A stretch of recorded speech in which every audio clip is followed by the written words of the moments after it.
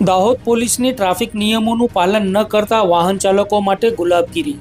દંડ નહીં, હવે ફૂલથી સુધરશે ટ્રાફિક. દાહોદ પોલીસની અનોખી ગાંધીગીરી. દાહોદ જિલ્લામાં વધતા જતા માર્ગ અકસ્માતોને રોકવા માટે હવે ખાખીનો એક નવો ચહેરો સામે આવ્યો છે.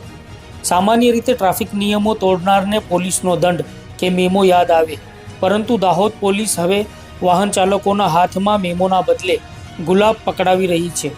જી હા, અકસ્માતો ઘટાડવા અને ટ્રાફિક અવેરનેસ લાવવા માટે રૂરલ પોલીસ દ્વારા આ અનોખી મુહિમ શરૂ કરવામાં આવી છે.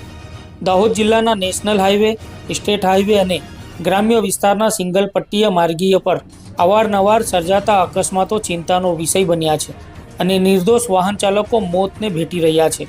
ત્યારે કેટલીય વાર ARTO અને દાહોદ પોલીસ સક્રિય મોડમાં આવે છે અને અવેરનેસ માટે અલગ અલગ કાર્યક્રમો યોજતી હોય છે.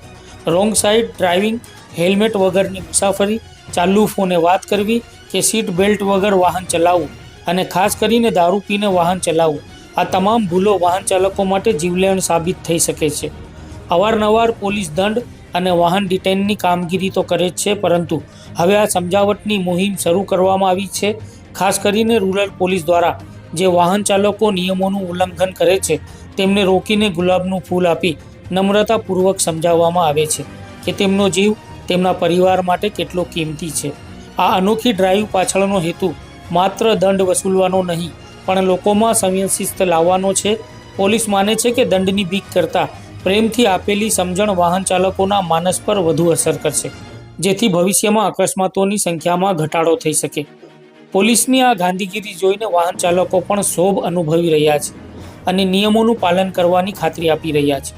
જો દાહોદના વાહન ચાલકો આ પહેલને ગંભીરતાથી લેશે તો ચોક્કસપણે દાહોદ જિલ્લાના રસ્તાઓ પર બેફિકરાઈ ભર્યા વાહન ચાલકોના કારણે થતા અકસ્માતો પર વહેતું રક્ત અટકાવી શકાશે.